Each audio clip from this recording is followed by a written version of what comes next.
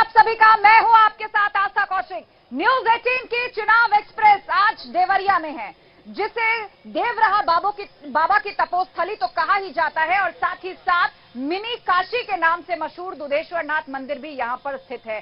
तो आज देवरिया की जनता के बीच से जानेंगे उनके मन की बात, बीते 5 सालों में कितना विकास हुआ है, उनके मुद्दे क्या हैं, समझेंगे। लेकिन इस बीच उत्तर प्रदेश के चुनाव में 5वें चरण के लिए प्रचार का शोर आज थम गया है।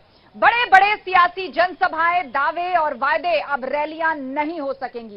इस बीच लगातार आरोप प्रत्यारोप का सिलसिला भी जारी है। मुख्यमंत्री योगी आदित्यनाथ लगातार अखिलेश यादव पर वार कर रहे हैं और कह रहे हैं कि देखिए, हमने आपको वैक्सीन लगवाई, लेकिन बसपा या सपा की सरकार होती तो इन्हीं के लोग वैक्सीन को ब्लैक कर देते।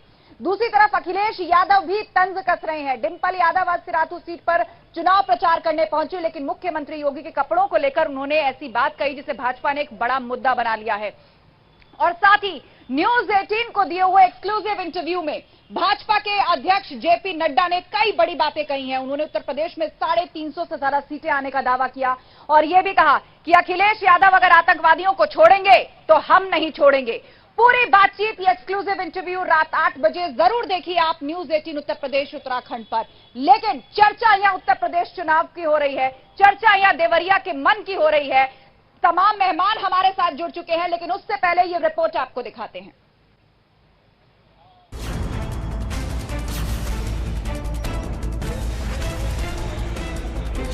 देवरिया का दंगल, पहलवान कौन? पिछले 5 वर्ष में उत्तर प्रदेश के अंदर एक भी दंगा नहीं हुआ। बेटियां सुरक्षित हैं। अब बाजारों में बमबाजी नहीं होती, दंगों के कारण कर्फ्यू नहीं लगता है, बल्कि कर्फ्यू की जगह कावड़ यात्रा ने ले लिया है। क्या हाथरस की जनता घटना भूल जाएगी? क्या हम लोग, क्या जनता हाथरस की बेटी को भूल जाएगी? हम जानते नहीं है कैसे उसको जला दिया गया था। चीनी का कटोरा किसके हाथ आएगा? हाईवे बने, बड़े बड़े इंफ्रास्ट्रक्चर के कार्य हों, इसी के लिए भाइयों बहनों हमने एक यंत्र बनाया है। नाम समझ गए होंगे ना? देखिए, वो यंत्र एक्सप्रेस हाईवे भी बनाता है और माफिया की छाती को भी रगड़ते हुए बढ़ता है। वादियों ने एक्सप्रेस वे बनाया, कम समय में बना के दिखा दिया। 2 साल के अंदर 302 किलोमीटर का एक्सप्रेस वे बना दिया। अभी जिसमें प्रधानमंत्री उतरे थे वो भी समाजवादियों का बनाया हुआ था। अगर समाजवादी न बनाते तो शायद प्रधानमंत्री भी ऐसे हाईवे पे न उतर पाते। जनता के दिल में किसका राज, किसको ताज? बहुत सारी विधानसभाएं ऐसी है जो विधायक चुनने के लिए लड़ती है, और आप तो बैठा बैठाया उप मुख्यमंत्री जिताने जा रहे हो भाई। अयोध्या भगवान प्रभु श्री राम जी की धरती पर समाजवादी लोग जीतने जा रहे हैं। लखनऊ की राजधानी का नेता कौन? बाउंड्री लगानी है, जोर से लगाओगे क्या? 22 में किसको जिताओगे? माताओं, भाइयों, बहनों, आज मैं कहने आया हूं, 4 चरण के चुनाव समाप्त हो गए हैं। 4 चरण में घूमकर आया हूं, सपा बसपा का सुपड़ा साफ हो गया। जानते हैं कि सरकार बनने वाली नहीं है, बाबा जी जा रहे हैं। इसलिए समाजवादी पार्टी ने तय किया है कि समाजवादी सरकार रहेगी, और जब तक रहेगी, 5 साल रहेगी, तो 5 साल अपने गरीबों को राशन देने का काम होगा। देवरिया से देखिए खास शो चुनाव एक्सप्रेस। तो उत्तर प्रदेश में आधा चुनाव खत्म हो चुका है। 231 सीटों पर जनता ने अपना फैसला सुना दिया है, लेकिन अब 5वें चरण के लिए जोर आजमाइश है। प्रचार का शोर आज थम गया। कई बड़ी सीटों पर चुनाव होना है 5वें चरण में, जिसमें अयोध्या शामिल है, अमेठी शामिल है, चित्रकूट जैसी सीटें, प्रतापगढ़, प्रयागराज जैसी सीटें शामिल है। धुआंधार प्रचार हर तरफ से किया गया है। चर्चा की शुरुआत करेंगे। जोरदार तालियों के साथ स्वागत कीजिए सभी मेहमानों का। भाजपा का पक्ष रखने के लिए हमारे बीच में डॉक्टर अभय द्विवेदी जी हैं, समाजवादी पार्टी का पक्ष रखने के लिए विजय रावत जी हैं, कांग्रेस का पक्ष रखेंगे मुकुंद भास्कर मीणा जी और बहुजन समाज पार्टी का पक्ष रखेंगे राजेश राजभर जी। तो चलिए चर्चा की शुरुआत सबसे पहले बीजेपी से करते हैं। आज 5वें चरण के प्रचार का शोर थम गया। बहुत ही महत्वपूर्ण सीटों पर इस बार चुनाव होने जा रहा है, जिसमें कि अयोध्या शामिल है, प्रयागराज जैसी सीटें शामिल हैं, चित्रकूट जैसी सीटें शामिल हैं। इसमें आपने आतंकवाद का मुद्दा जोर शोर से उठाया, काशी, मथुरा, अयोध्या सजाई है, इसका जिक्र आपने किया, मथुरा का जिक्र किया। क्या लगता है आपको? दावा आपका बहुत बड़ा है कि साधु संतों का आशीर्वाद भाजपा के साथ है। भारतीय जनता पार्टी के साथ केवल साधु संत का आशीर्वाद ही नहीं है, भारतीय जनता पार्टी के साथ देश के, उत्तर प्रदेश के सभी गरीब और सभी वर्गों का आशीर्वाद है। क्योंकि भारतीय जनता पार्टी ने निश्चित रूप से पिछले 5 वर्षों में जो काम किया है, मुफ्त राशन हो, शौचालय हो, आवास हो, विकास हो, राम मंदिर हो, काशी हो, गंगा की सफाई हो और एक जबरदस्त कुंभ का जो आयोजन किया, इन सारे के आधार पे हम 350 सीट निश्चित रूप से जीतने जा रहे हैं। बिल्कुल, तो आप बड़ा दावा कर रहे हैं, विकास के दावे गिनवा रहे हैं और साथ ही उत्तर प्रदेश की आध्यात्मिक छवि को और बढ़ाने और बदलने के लिए आपने क्या क्या किया है वो आपने गिनवाया। भाजपा कह रही है साधु संतों का आशीर्वाद उनके साथ है, ऐसा ही दावा कुछ समाजवादी पार्टी भी करती है। लेकिन आज डिंपल यादव प्रचार के लिए पहुंची और उन्होंने मुख्यमंत्री योगी आदित्यनाथ के भगवा कपड़ों पर तंज कसा। भाजपा ने इसको बड़ा मुद्दा बना लिया है। उन्होंने भगवा रंग को जंग से कंपेयर कर दिया। देखिए, समाजवादी पार्टी हमेशा विकास की राजनीति करती है और विकास के मुद्दे पर चुनाव लड़ने जा रही है। ये भारतीय जनता पार्टी है जो भगवा रंग इसको देना चाहती है। हम विकास के मुद्दे पर चुनाव लड़ते हैं, रोजगार के मुद्दे पर चुनाव लड़ते हैं और काम के मुद्दे पर चुनाव लड़ते हैं। अभी यहाँ पे तमाम यही के मंडल के मुख्यमंत्री आदरणीय योगी आदित्यनाथ जी, यहाँ पे कोई विकास नहीं हुआ, जिसका जीता जागता सबूत यहाँ की चारों तरफ की सड़कें हैं, जिला मुख्यालय से जोड़ने वाली सड़कें हैं। अब किसी विधानसभा से जिला मुख्यालय पाएंगे, कोई सड़क नहीं बनी है। ये इसका जवाब जनता देगी, जनता के पास हम आएंगे, उनसे भी सवाल जवाब करेंगे, लेकिन उससे पहले एक प्रतिक्रिया सबसे ले लेते हैं। ये बताइए, 5वें चरण के मतदान में अमेठी की सीट भी शामिल है। रायबरेली की बात करें तो अदिति सिंह पहले ही भाजपा में शामिल हो चुकी हैं और वो ये भी कह रही हैं कि अब कम से कम इन जगहों को कांग्रेस का गढ़ मानना बंद कर दीजिए। यही बात अमेठी से जब स्मृति ईरानी जीती थी उन्होंने कही थी। तो क्या लग रहा है 2022 के विधानसभा चुनाव में सांसद तो आपके हार चुके हैं, कांग्रेस के हाथ से सीट जा चुकी है, अब विधानसभा चुनाव में आपकी साथ दांव पर है। पहली बात तो आप जान लीजिए कि आप कांग्रेस की गढ़ की बात कर रही है। कांग्रेस पूरे देश और प्रदेश की बात करती है, कोई कांग्रेस का एक जिला गढ़ नहीं होता है। कांग्रेस जो है, कांग्रेस का पूरा उत्तर प्रदेश है, पूरा देश है कांग्रेस का। मैं सीटों के लिहाज से बात कर रही हूँ, मैं चुनाव के लिहाज से बात कर रही हूँ, मैं जनता के फैसले के लिहाज से बात कर रही हूँ। कांग्रेस एक जगह की बात नहीं करती है, कांग्रेस विकास की बात करती है। बात तो आप पूरे देश, पूरी दुनिया की कर सकते हैं, लेकिन जनता आपको कहाँ चुनती है उस हिसाब से आकलन होता है। नहीं, हम धर्म की और जाति की राजनीति नहीं करते हैं। हम धर्म और जाति की राजनीति नहीं करते हैं। हम धर्म को और हिंदू मुस्लिम आपस में बांटने की लड़ाई नहीं करते हैं। हम विकास की बात करते हैं, हम किसानों की बात करते हैं, हम युवाओं की बात करते हैं, हम महिलाओं की बात करते हैं, हम देश के और उत्तर प्रदेश की विकास की बात करते हैं। ठीक है, इन दावों में कितना दम है जनता इस पर जवाब देगी, लेकिन प्रतिक्रिया बसपा से भी लेते हैं। जब से बहन जी ने अमित शाह को महान कहा है कि मुस्लिम जो है वो बसपा के साथ जा सकता है इस बात पर, उसके बाद से तो आप खुलकर सपा पर आरोप लगा रही है, आप तो भाजपा की बी टीम है। ऐसी कोई बात नहीं है। सबसे पहले आप सभी साथियों को बहुजन समाज पार्टी की तरफ से अभिवादन करते हुए मैं बताना चाहता हूं, बहुजन समाज पार्टी एक समतामूलक समाज की स्थापना करना चाहती है। बहन कुमारी मायावती जी की जब सरकार इस सूबे में रही, बड़े पैमानों पे गुंडाराज का खात्मा हुआ। लेकिन इन सब मुद्दों पर तो आप चुनाव लड़ चुके ना। मौजूदा चुनाव में आप कहां खड़े हैं? अब आप पूर्वांचल में, इस वक्त हमें जंग जो है वो अवध से बढ़कर पूर्वांचल तक आ रही है, तो यहाँ कहां हैं आप? पश्चिम से आप पता कर लीजिए, पश्चिम से बहुजन समाज पार्टी जीतती हुई चली आ रही है। यहाँ देवरिया में, जहाँ आप डिबेट करा रही हैं। देवरिया में 7 सीट पे बहुजन समाज पार्टी का परचम लहराने जा रहा है और बहन कुमारी मायावती जी सूबे की मुख्यमंत्री बनने जा रही हैं। चलिए ठीक है, जनता क्या कहना चाहती है इस बीच, वो बहुत महत्वपूर्ण है, क्योंकि विकास के दावों की असली बात यहाँ की जनता बताएगी। हाथ खड़ा कीजिए जी, क्या नाम है आपका? रुकिए, आपके आगे माइक है, आप बोलिए। कहने का मतलब यह है, हम पूरे भारत की बात करते हैं, यूपी की बात करते हैं, हम तो यहाँ देवरिया की बात करेंगे ना। हमको बताइए क्या मुद्दे, सवाल क्या है? देवरिया में ये पहले बताइए, सपा, बसपा और भाजपा तीनों लोगों की गवर्नमेंट थी, तीनों सरकारें थी, तीनों लोग ने मिलकर चीनी मिल को बेचा। कांग्रेस ने चीनी मिल नहीं बेचा, कांग्रेस ने यहाँ मिल लगाया, लेकिन तीनों पार्टी चोर है।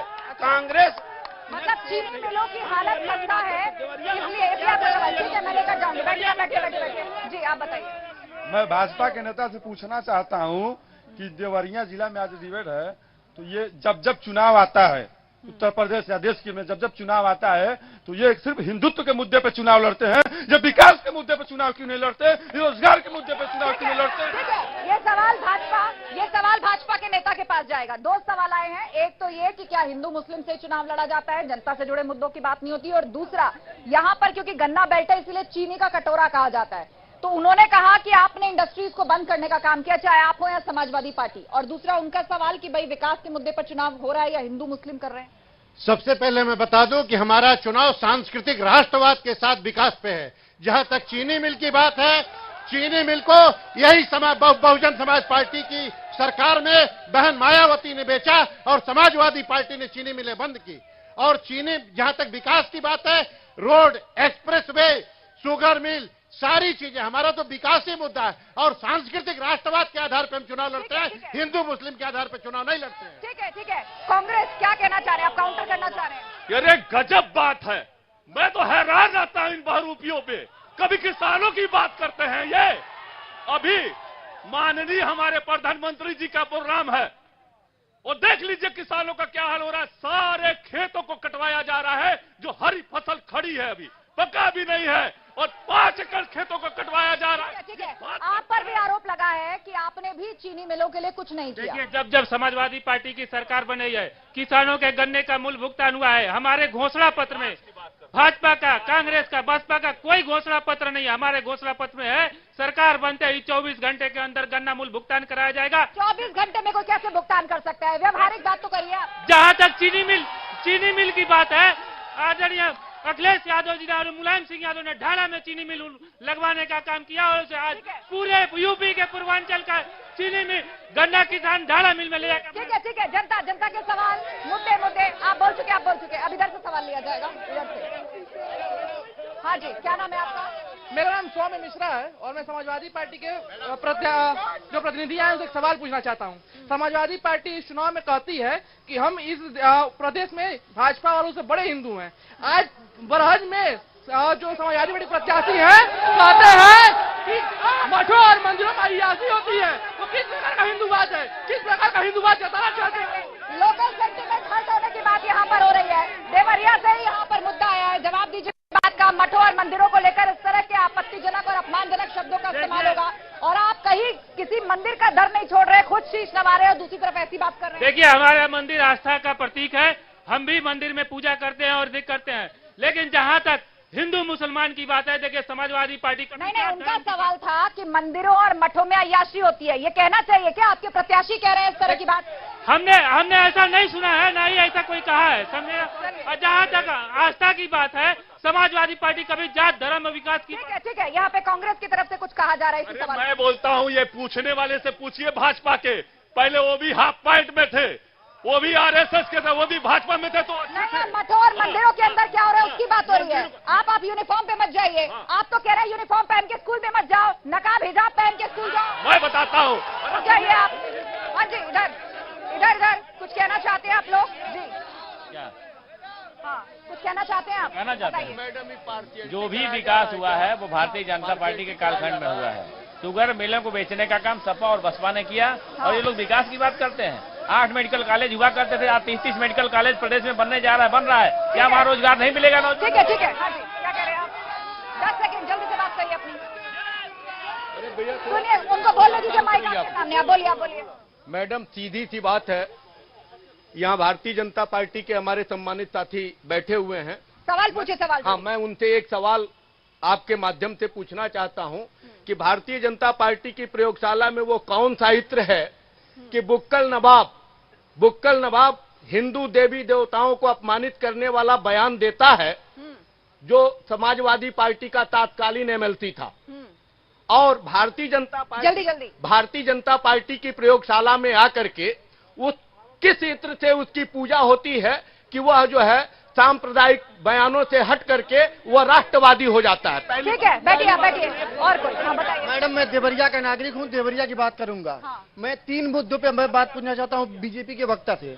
इसी अमरज्योति चौराहे पे चोरी हुई, दुर्गा पूजा में हत्या हुआ, रामगलम टोला में 1 हफ्ता 1.5 हफ्ता हुआ, अभी चाकू मारा गया। दूसरी बात विकास की बात, यही आपका पुलिस लाइन है, पानी से पूरा डूब जाता है जब पानी होता है। तो तीसरी बात इनसे हम चाहेंगे महंगाई पे, इतनी महंगाई बढ़ गई है कि लोगों का हालत खराब हो गया। कोरोना काल में 3-3 महीना 6-6 महीने का स्कूल फीस ले रहे हैं, ये नहीं लड़ेंगे हमारे लिए। एक और बात, ये कुरना नाला है, वहाँ पे आए दिन इतने लोग वहाँ पे परेशान होते हैं, वहाँ पे अंडरग्राउंड नहीं बनाया जा रहा है, ये क्या कर रहे हैं? ठीक है, आप क्या कहना चाहेंगे? मैं लोकल मुद्दे से उठ करके बात करता हूँ, विकास की बात करना चाहूंगा। ये जो विपक्ष की पार्टियां जो आज फ्री का लॉलीपॉप दे करके इन प्रकार सत्ता में आना चाहते हैं, मैं उनसे पूछना चाहता हूँ कि भारतीय राजनीति की दशा किधर ले जाना चाहते हैं? वो विकास की क्यों नहीं बात करते हैं? विकास के लिए औद्योगिक जाएगा, एक एक करके अनुशासन बनाए रखिए। अरे भाई साहब, जब माइक आए तो बात करिएगा ना, यूक्रेन की उनकी बात पूरी होने दीजिए। विकास की बात क्यों नहीं करते? जब उनको विकास चारों तरफ दिख रहा है तो उनके अंदर ललिता क्यों पकड़ा है? चारों तरफ सड़कें चमचमा रही हैं, रेलवे स्टेशन दिख रहा है, अब वो विकास दिख रहा है तो उनको ज्यादा जहर लग रहा है। ठीक है। हाँ जी, बताइए, इधर आइए। आप क्या नाम है आपका? मेरा नाम मनोज है, मैं छात्र। आप तो भाजपा की तरफ से हैं? नहीं रे, मैं गमछा लगाया हूँ। अच्छा, नहीं, कई लोग है ना पीला गमछा लगा के। देखिए, सपा के प्रवक्ता ने भी लाल पीला। मैडम, ये कोई पार्टी विशेष की बात नहीं हो रही है। मैं पूछना चाहता हूँ भारतीय जनता पार्टी के प्रतिनिधि से, आज यूक्रेन में भारत के छात्र फंसे हुए हैं क्या? और जो निजीकरण प्रधानमंत्री ने किया जहाजों का, वो आज वसूली छात्रों से हो रही है। मैं पूछना चाहता हूँ, देश के प्रधानमंत्री प्रचार में हैं, उत्तर प्रदेश का मुख्यमंत्री प्रचार में है, उन छात्रों के हालात क्या है? मैं बताती हूँ आपको, वो भी बताएंगे। उनसे पहले मैं जानकारी दे देती हूँ। नेशनल अपडेट ये है कि वहाँ का एयर स्पेस जो है वो फिलहाल बंद है, और लेकिन बातचीत रूस से भी हुई है, बातचीत यूक्रेन से भी हुई है। रोमानिया के रास्ते छात्रों को लाया जा रहा है और बहुत जल्दी एयरलिफ्ट भी होगा। ये केंद्र सरकार का वर्जन मैं बता रही हूँ, लेकिन आपने जो सवाल पूछा है मैं ले चलती हूँ भाजपा प्रवक्ता के पास। बताइए, यूक्रेन में जो छात्र फंसे हैं उसके लिए जोड़ा ये जा रहा है कि सब प्रचार में बिजी है, क्या उनका ध्यान नहीं है? इनको ये पता नहीं है कि सबसे पहले यूक्रेन के राजदूत ने पूरी दुनिया में यदि किसी के साथ गिड़गिड़ाया तो भारत के यशस्वी प्रधानमंत्री नरेंद्र मोदी हैं। और रात को 12 बजे, इनको पता नहीं है, 9 बजे ये लोग ऐश करने चले जाते हैं। रात को 12 बजे हमारे प्रधानमंत्री ने मीटिंग किया, हाई लेवल की मीटिंग किया, और ये तय हुआ कि यूक्रेन में फंसे हुए एक भारतीय को निःशुल्क भारत लाया जाएगा, और इनको पता होना चाहिए। रोमानिया के बॉर्डर्स पर पहुंचाया जा रहा है, और क्योंकि वहां के एयर स्पेस में फिलहाल लड़ाकू विमान घूम रहे हैं, इसीलिए नॉर्मल फ्लाइट फिलहाल नहीं जा सकती, लेकिन उसकी भी कोशिशें की जा रही हैं। ये अपडेट मैं बता दे रही हूँ अपने दर्शकों को भी जो ये शो देख रहे हैं। शाम को 4 बजे तक रोमानिया में लगभग 1000 भारतीय आ चुके हैं, और वहाँ इंडियन एयरलाइंस जा रही है, और एक भारतीय को सुरक्षित हम भारत में ले आएंगे। मोदी जी का कमाल है ये। ठीक है। उम्मीद यही की जाती है कि जैसा आप कह रहे हैं ऐसा मुकम्मल हो, और कोई छात्र, कोई भारतीय नागरिक जो है वहाँ फंसा ना रह जाए। जी, आप कुछ काउंटर में कहना चाह रहे हैं? मैं ये कहना चाहता हूँ, आज ये 5वें चरण का चुनाव है, 6ठे चरण में देवरिया में है। देवरिया के मुद्दों पे बात हो, राष्ट्रीय मुद्दा तो हम देखेंगे। देखिए, ये जनता के बीच से सवाल आया है तो उसको मैं इग्नोर नहीं कर सकती। अब उन्होंने यूक्रेन की बात उठाई तो मुझे रखना पड़ा। देवरिया का मुद्दा ये है कि शहर में ये हाल है, इनका बीजेपी का नगर पालिका अध्यक्ष है, बीजेपी का यहाँ विधायक है, बीजेपी का यहाँ सांसद है। यहाँ कोई विकास का काम नहीं हुआ। पिछले 32 सालों में कोई विकास का काम हुआ? विकास हुआ है। ठीक है। बसपा की तरफ से भी कुछ कहा जा रहा है। हाँ, विकास हुआ है। यहाँ के जो भाजपा के और तमाम जनप्रतिनिधि उनका विकास हुआ है। ठीक है। बताइए, आप क्या कहना चाहते हैं? भाजपा के पास कैंडिडेटे नहीं है। भाजपा चाहे सांसद का चुनाव हो, चाहे विधानसभा का चुनाव हो, बाहर से आयातित करके ले आती है। यहाँ के कार्यकर्ता जो भारतीय जनता पार्टी को आगे बढ़ाने का काम करते हैं उनको महरूम कर देती है। किसका दर्द उठा रहे हैं आप? ये तो उनके पार्टी के अंदर का मैटर है, किसको दर्द है किसको नहीं है। आप काहे परेशान हो रहे हैं? आप बसपा की बात करिए ना, आप अपनी पार्टी की बात ये करिए। बसपा सभी स्थानीय मुद्दों पे लड़ती है। बसपा सबसे ज्यादा यहाँ विकास की है और हर मामले में, चाहे लाइन ऑर्डर के मामले में हो, चाहे किसी तरह के विकास के मामले में हो। ठीक है, जनता का सवाल आप बोल चुके हैं, आप बैठिए, आप बोल चुके हैं। इधर इधर इधर आइए, आप इधर आ रही हूँ, मैं आ रही हूँ, उधर भी आ रही हूँ। हाँ जी बताइए। ये समाजवादी पार्टी कब से पूंजीवादी पार्टी हो गई? इनको अपने कार्यकर्ता चुनाव लड़ाने के लिए मिल रहा है। विजय देवरिया से लेकर बरहस तक ये लोग दूसरे पार्टी से आए कार्यकर्ताओं को ये टिकट क्यों दिया है? विजय रावत का टिकट क्यों कटा? देवरिया से विजय यादव का टिकट क्यों कटा? क्या समाजवादी अब पूंजीवादी पार्टी हो गई है? क्या ये टिकट बेच रहा है? अच्छा ठीक है, चलिए, ये सपा का सवाल है, सपा का सवाल है। इधर कोई सवाल नहीं हुआ है, मैं आऊंगी लौट के। इधर कोई सवाल नहीं हुआ, इधर कोई सवाल। रुक जाइए रुक जाइए रुक जाइए। हाँ जी, नाम बताइए। मेरा नाम रत्नाकर सिंह है। जिस उत्तर प्रदेश कुशीनगर गोरखपुर मंडल को चीनी का कटोरा कहा जाता था, हमारी बहन मायावती जी की सरकार में 2011 में 21 चीनी मिलों का सर्किल रेट के 15 गुना कम में बेच के और इन्होंने अपने पॉकेट को भरने का काम और मायावती किसने किया? मायावती जी ने किया, बसपा की सरकार ने किया। कौन सा विकास? अब सुनिए, भारतीय जनता पार्टी ने 2017 से लेके और 22 तक देखिए हर चीज का विकास किया है, सड़क से लेके मेडिकल कॉलेज। ठीक है, उसके लिए प्रवक्ता है आप। मेरा नाम शुभम सिंह है। सबसे पहले मैं ये कहूंगा, बीजेपी को बस दो ही लोग नापसंद करते हैं, कि हिंदू विरोधी और एक राष्ट्र विरोधी। जो बीजेपी जो 5 साल से जो काम करी, मैडम देखिए आयुष्मान योजना, मैम गरीब जो ऑटो चलाता था, टेम्पो चलाता था, मैडम वो मर जाता था। आयुष्मान योजना की तरफ से 5 साल से मैम 5 लाख लाभ उठाकर वो 1.5 साल तक जीत रहा है। ठीक है, कुछ और लोगों से सवाल लेते हैं। एक महिला है हमारे बीच में, से सवाल लेते हैं। बैठ जाइए भाई साहब, बैठ जाइए, आप बैठ जाइए। और लोगों को बोलने दीजिए, आपको मौका मिला है, दोबारा आएगा माइक जी। हमें पुराने मुद्दों पे बात नहीं करनी है। ये अब क्या करें, जो बीत गई बात तो वो तो अब कर नहीं सकते हैं। ये नेता लोग जो कहते हैं कि रेप कांड में कि लड़के हैं हो जाएगा, इसकी जवाबदेही किसकी बनती है? कौन ही कैसे भरोसा करे कि महिलाएं सुरक्षित है? दूसरी बात, जैसे यहाँ के सारे जो युवा जो पलायन कर रहे हैं, भाग भाग कर दूसरी जगह जा रहे हैं नौकरी ढूंढने, यहाँ पर ये लोग क्या कर रहे हैं? हम सबसे पूछना चाहते हैं, सरकार किसी की भी रही हो, नौजवानों के लिए अवसर नहीं आए। उन्होंने यहाँ पर कोई इंडस्ट्री लगाने का कोई काम नहीं किया।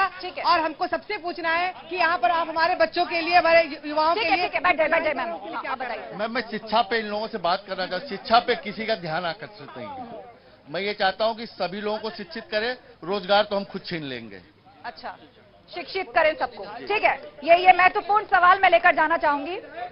यहाँ से सवाल आया है आपके लिए कि जिस पार्टी ने कभी ये कहा हो कि लड़के हैं, लड़कों से गलती हो जाती है, तो ऐसे में आप महिला सुरक्षा के दावों पर जब बात करते हैं तो अच्छे नहीं लगते, कैसे आश्वस्त करेंगे आप? देखिए, समाजवादी पार्टी ने महिलाओं के सुरक्षा के लिए 100 डायल 1090 और तमाम तरह की योजना चलाई और महिलाओं के सुरक्षा के लिए तत्काल 100 नंबर और 110 नंबर डायल चालू कराया।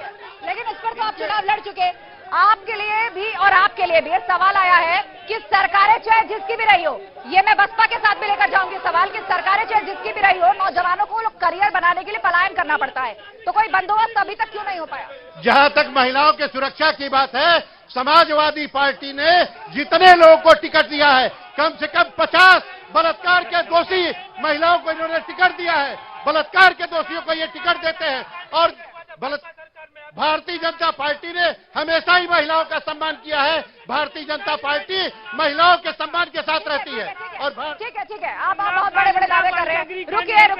रुकिए, नौजवानों के अवसर की बात हुई, यहाँ पर जनता के बीच से सवाल आया कि नौजवानों की बात नहीं हो रही है। जितने भी सरकारें पूर्व में रही, क्या किया आपने कि उनको शहर छोड़कर नौकरी के लिए बाहर न जाना पड़े? देखिए, अभी हमारे साथी सवाल किए हैं मिल बेचने के नाम पे। आज भारतीय जनता पार्टी ने एयर इंडिया बेच दिया, सेल बेच दिया, रेल बेच दिया, LIC लीज पर दिया है, बेचा नहीं है सर। PPP मॉडल बोलते हैं उसको। ये बेचा कैसे? लीज पर देना और बेच देना बहुत फर्क होता है। इस हिंदुस्तान में जितने कारपोरेट घराने हैं, इन कारपोरेट घरानों को जितनी कंपनियां हैं, जितनी कंपनियां, जितनी फैक्ट्रियां हैं, सब धीरे धीरे बेचते जा रहे हैं। उनका यही तो देखिए दिक्कत है ना। जब डॉक्टर मनमोहन सिंह की सरकार थी, तब तो आप इसको बड़े शान से PPP मॉडल बोलते थे। आज लीज पर है तो आप कह रहे बेच दिया। आप क्या आप प्राइवेटाइजेशन का मुद्दा उठाना चाहते हैं तो आप उठाइए, लेकिन ये मत कहिए कि बेच दिया। सुनिए, मनमोहन सिंह जैसा प्रधानमंत्री पूरे देश को अभी नहीं मिला। आप इस झूठे और फेंकू की बात करती हैं। मैं किसी की बात नहीं कर रही, मैं फैक्ट की बात कर रही हूँ। मैं सिर्फ फैक्ट की बात कर रही हूँ। 70 सालों में जितना कांग्रेस ने बनाया, ये 7 सालों में बेचने का काम किया। तो जनता ने आपको बेदखल क्यों कर दिया? यूपी से और केंद्र से जनता ने क्यों बेदखल कर दिया? इन सारे मुद्दों को तो आप पहले भी चुनाव में लेकर आए हैं। कुछ और लोग कुछ कहना चाहते हैं? कुछ और लोग? एक और मेहमान हमारे साथ जुड़ चुके हैं। पूरी डिबेट सर आप सुन रहे हैं, क्या कहना चाहेंगे?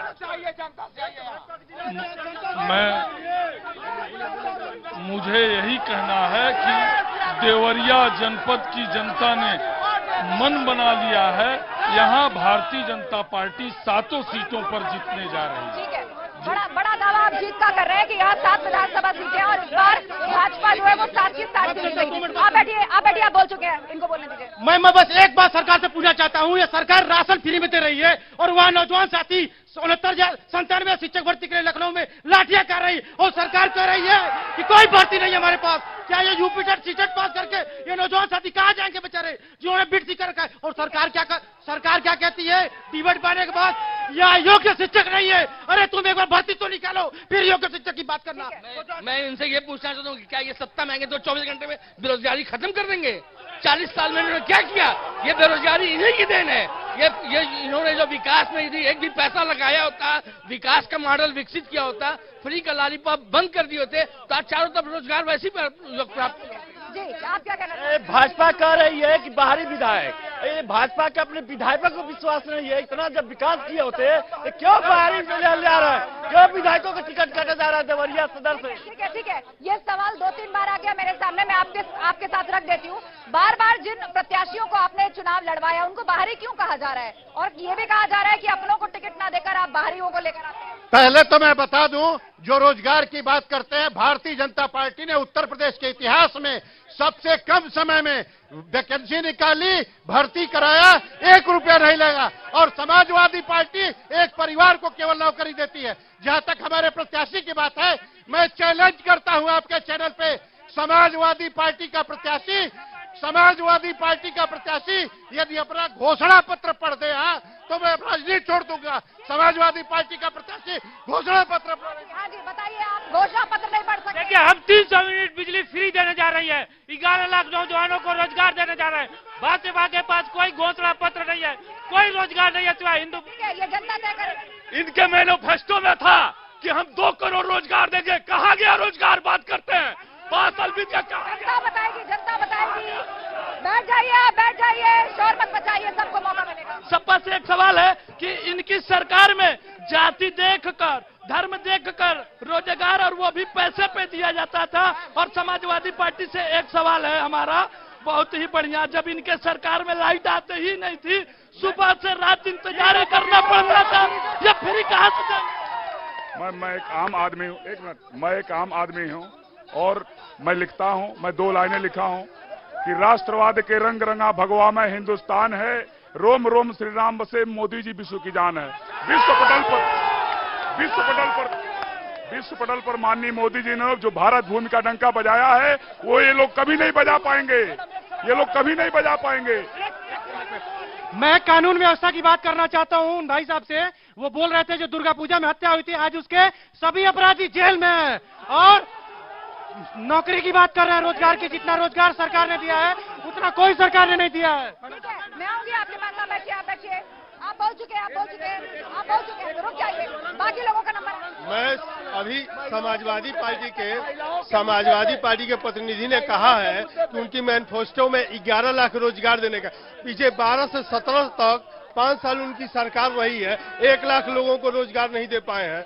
बाकी ये जितने प्रतिनिधि मैं पूछना चाहता हूँ, किसान, नौजवान और उत्तर प्रदेश की स्वास्थ्य सेवाओं के संदर्भ में इन लोगों ने क्या काम किया है? मैं इन तीनों प्रतिनिधियों से। अरे आप बैठ जाइए, दूसरे लोगों को बोलने दीजिए। आपका भाषण का मंच चाहिए ना, ये आपके भाषण का मंच चाहिए। सरकार ने इतना काम किया है तो केंद्र की योजनाओं को क्यों किया जा रहा है? एक भी देवरिया में अगर राज्य ने कोई दिया काम किया तो बताइए हमको। ठीक है, आइए। ठीक है, ये बताइए, वैसे तो उन्होंने देवरिया के संदर्भ में प्रश्न पूछा है, लेकिन मैं इसे पूरे उत्तर प्रदेश के परिप्रेक्ष्य में पूछ लेती हूँ कि क्या सिर्फ केंद्र की योजनाएं हैं जिनके इम्प्लीमेंटेशन के भरोसे आप चुनावी मैदान में हैं, या राज्य सरकार ने भी कुछ किया है? उत्तर प्रदेश की सरकार विकास की बात करते हैं, ये बाउंड्री वाल मेडिकल कॉलेज से लगा हुआ है, क्या इनको दिखाई नहीं देता? और जहां तक उत्तर प्रदेश की बात है, गुंडागर्दी समाप्त किया है योगी जी ने और बुलडोजर चलाया है गुंडों पे। और जो गुंडे, जो माफिया महिलाओं की इज्जत के साथ खिलवाड़ करते थे, आज जेल के सलाखों के अंदर बंद है। कांग्रेस की तरफ से कुछ कहा जा रहा है? मैं यही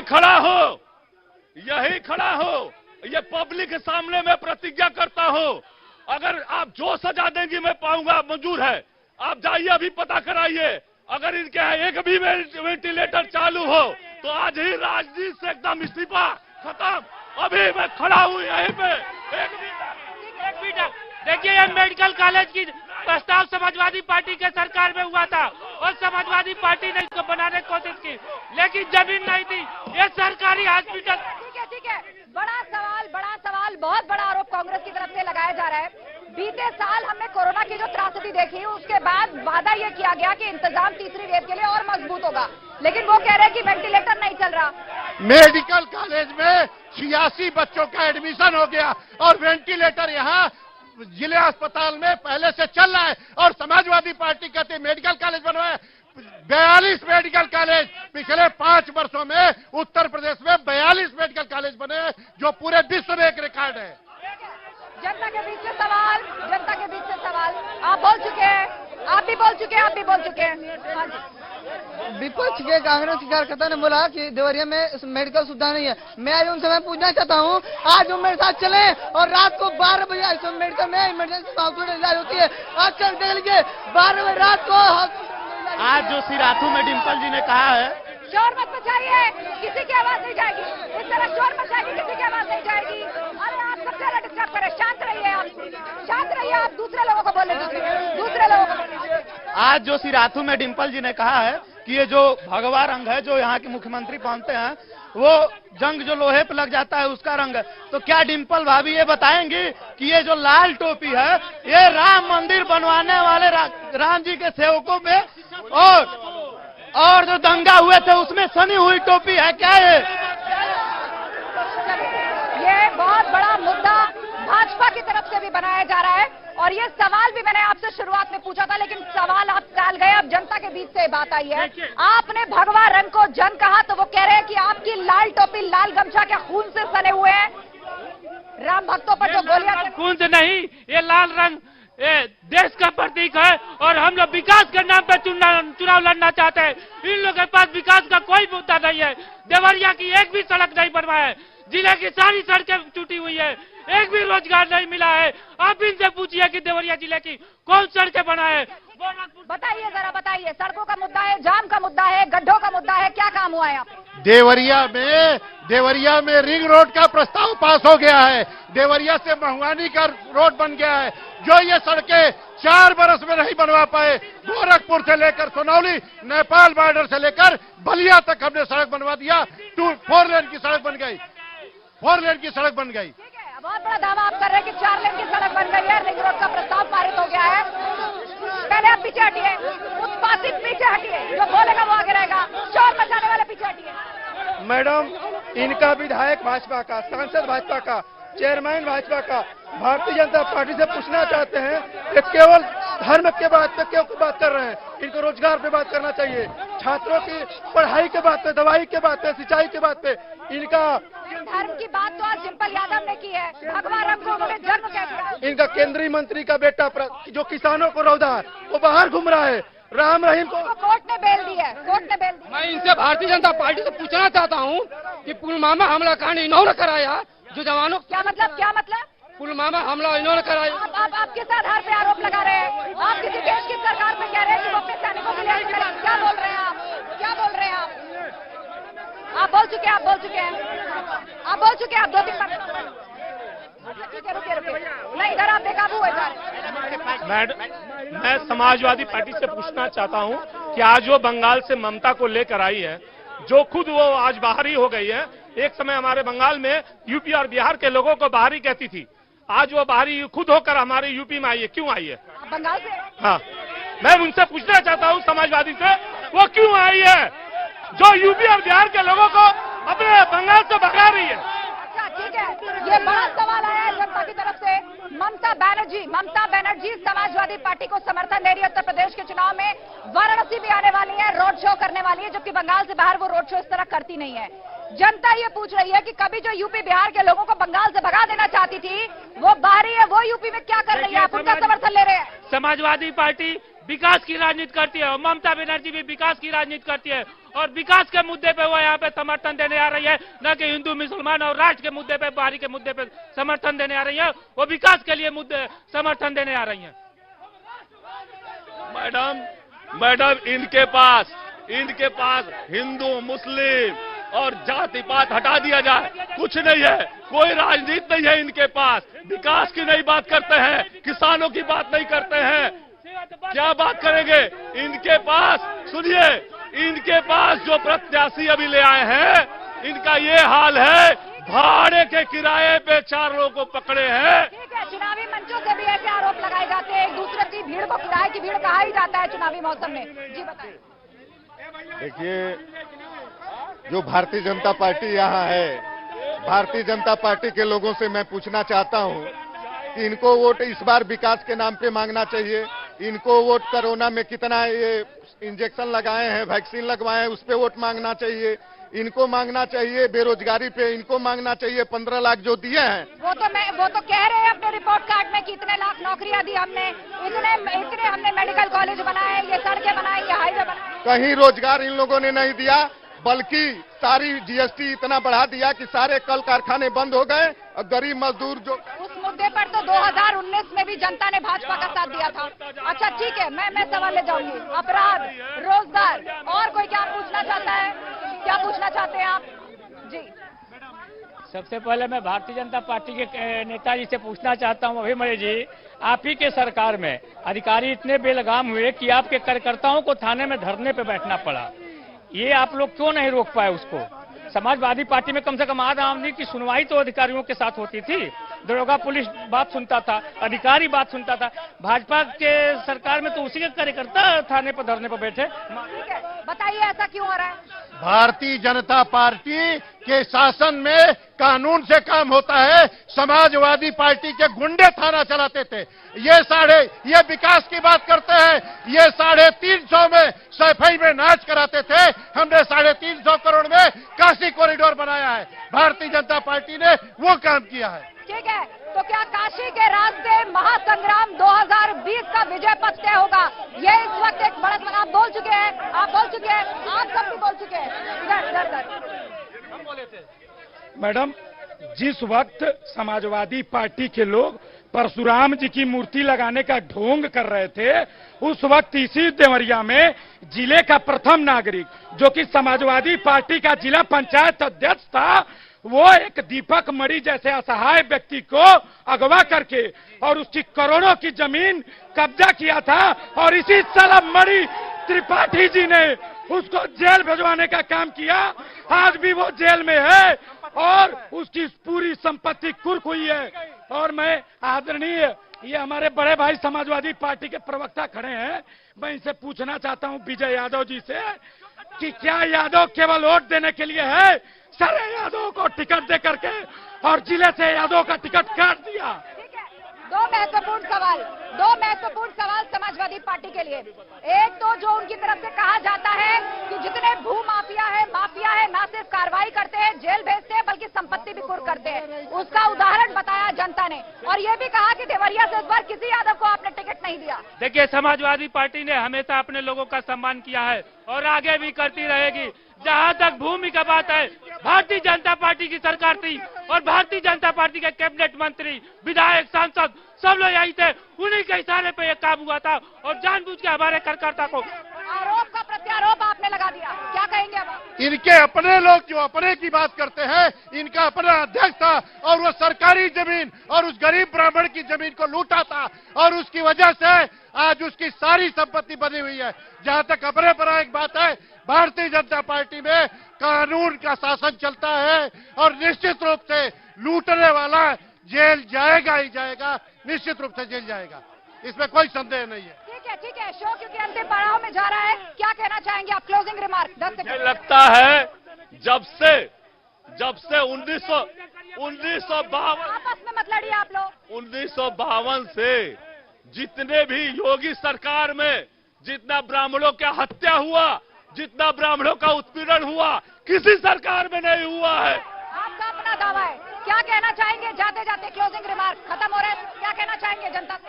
देखिए, हम समाजवादी पार्टी के लिए सबसे अपील करना चाहता है, यहाँ सैकड़ों नौजवान है और रोजगार के नाम पे और नौकरी के नाम पे 300 यूनिट बिजली फ्री के नाम पे और अपने बच्चों के भविष्य और विकास के लिए समाजवादी पार्टी को वोट कर।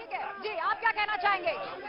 जो ये जातिवाद की बात करते हैं, भारतीय जनता पार्टी का स्पष्ट मानना है कि अपराधी अपराधी होता है, न उसकी कोई जाति होती है, न उसका कोई धर्म होता है। जो अपराध करेगा वो सलाखों के पीछे जाएगा ही जाएगा, कोई नहीं रोक सकता। आप सभी मेहमानों का बहुत शुक्रिया और शुक्रिया देवरिया की उस जनता का भी कि आपने अपने शहर के मुद्दे उठाए और उन मुद्दों को हमने यहाँ पर चर्चा के लिए तमाम उन नेताओं के सामने रखा जो आजकल घर घर अपनी पार्टियों के लिए वोट मांगने जा रहे हैं। लेकिन आज 5वें चरण के प्रचार का शोर थम चुका है। 27 तारीख को मतदान होना है। अब देखना यह है कि पक्ष और विपक्ष दोनों की तरफ से जो दावे किए गए हैं, जो बयानबाजी देखने को मिली है, उस पर जनता किस प्रकार मुहर लगाती है या खारिज करती है। तो देवरिया से आज के शो में बस इतना ही। कल कुशीनगर में होगी आपसे मुलाकात। वहां के उदित नारायण डिग्री कॉलेज पहुंचेगी चुनाव एक्सप्रेस।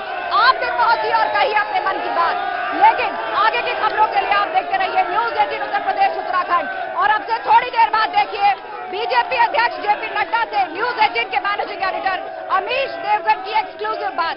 कहीं मत जाइएगा, बने रहिए हमारे साथ।